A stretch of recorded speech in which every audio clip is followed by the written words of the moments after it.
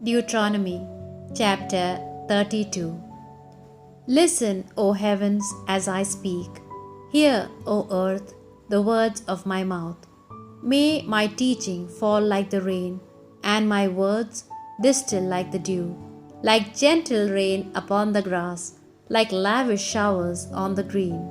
For I will proclaim the name of the Lord, O declare the greatness of our God. He is the rock, and perfect are all his works, just are all his ways. A faithful God without injustice. How righteous and upright is he! Yet they have been disloyal to him, the children he begot without blemish, a sinful and deceitful generation. Is this how you repay the Lord, you foolish and senseless people? Is he not your Father, your Creator, who formed you and established you? Remember the days of old. Consider the years gone by. Ask your father, and he will tell you, your elders, and they will explain.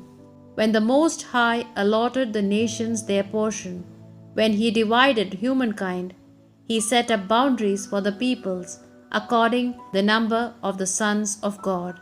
But the Lord's own portion is his people, Jacob his chosen share of inheritance. In the wilderness he found him, and howling wasteland. He embraced and cared for him, guarded him as the apple of his eye, like an eagle guarding its nest, hovering over its young, spreading its wings and bearing them aloft, carrying them on its pinions. The Lord alone was his leader, without the aid of a foreign god. He made him ride on the heights and live on the produce of the fields. He gave him honey from rocky clefts, olive oil from the hard stony crag, curds from the herd, and milk from the flock, food from the pick of the lambs, from Bashan rams and goats with the finest flour of wheat, and red wine from the blood of the grape. Israel grew up well nourished. Jeshurun grew fat, heavy, and overfed. But he abandoned God, his Maker, rejected the rock, his salvation. They made him jealous with their strange gods. They angered him with their abominable deeds. They sacrificed not to God, but to the demons, to gods they had not known, to gods that newly arrived, gods their fathers never dreaded. You have ignored the rock who fathered you. You have forgotten the God who gave you birth. The Lord saw this, and in his anger rejected his sons and daughters. He said, I will hide my face from them, and see what will become of them. They are so perverse, children with no loyalty in them. They roused my jealousy with what is no God, and provoked me to anger with their idols. I will therefore rouse their jealousy with what is not a people. I will provoke them to anger with a senseless nation. For my wrath has kindled a fire, burning to the depths of the underworld, devouring the earth and its harvests, setting ablaze the roots of the mountains. I will send them trouble upon trouble, and spend all my arrows upon them. I will suck their strength with famine, deadly diseases and pestilence. I will set the teeth of wild beasts on them, and the venom of snakes that crawl in the desert. Out on the streets the sword will render them childless, and in their house terror will reign, destroying both young man and virgin, both the suckling child and the graying man. I said, I would chop them to pieces and blot out their memory from humankind. But I feared the enemy's boasting, lest the adversary misread and say, We have triumphed. It is not the Lord who has brought this about. They are a nation whose sense is ebbing out. There is no wisdom in them. Had they wisdom, they would have understood this. They would have sensed the end awaiting them. For how could one man chase 1,000, or 2 men put 10,000 to flight, unless their rock had handed them over, unless their Lord had given them up? Even our enemies understand this. Their rock indeed is not like our rock. They are an offshoot of Sodom's winestalk, an outgrowth from the fields of Gomorrah. Their grapes are poison, their clusters are bitter. Their wine is the venom of serpents, the deadly poison of vipers. All this have I not kept in reserve and sealed up in my storehouse? Vengeance is mine, and mine to repay. Their feet will slip in due time.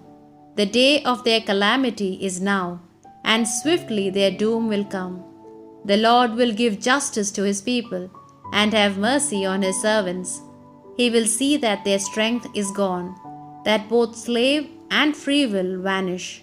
He will say, "Where are their gods, the rock they took refuge in, who ate the fat of their sacrifices and drank the wine of their libations?" Let them rise up now and help you. Let them be a shelter for you. Learn this now, that I alone am He. There is no God besides me. It is I who give both death and life. It is I who wound, and I who heal, and out of my hand no one can deliver. I raise my hand to heaven and swear, as truly as I live forever, when I sharpen my glittering sword, and my hand takes hold of judgment, I will deal out vengeance upon my foes, and retribution upon those who hate me. I will make my arrows drunk with blood. My sword will consume their flesh, the blood of the slain and the captives, the flesh of the beheaded enemy leaders. Rejoice with him, O heavens. Bow before him, all you gods, for he will avenge his servants' blood, take vengeance on his enemies, and perform the rite of expiation over his land and over his people. Moses recited the words of this song in the hearing of the people, and Joshua son of Nun was with him. When Moses had finished addressing these words to all Israel, he said to them, "Be attentive to all these words which I constitute as witnesses against you today. Enjoin them on your children, so that they may take care to put all the words of this law into practice. It is no slight matter for you. On this depends your life, and by this you shall prolong your stay in the land you are going to take possession of after crossing the Jordan." The Lord spoke to Moses on that same day, and he said, "Go up to the hill country of Abarim in the land of Moab, and climb Mount Nebo facing Jericho. From there you shall have a look at the land of Canaan, which I am giving to the people of Israel as their own possession. Then you shall die on Mount Nebo, and you will be gathered to your people, as your brother Aaron died on Mount Hor and was joined to them. For you proved yourself faithless to me before the people of Israel at the waters of Meribah in the desert of Zin, when you did not proclaim my holiness before the people of Israel.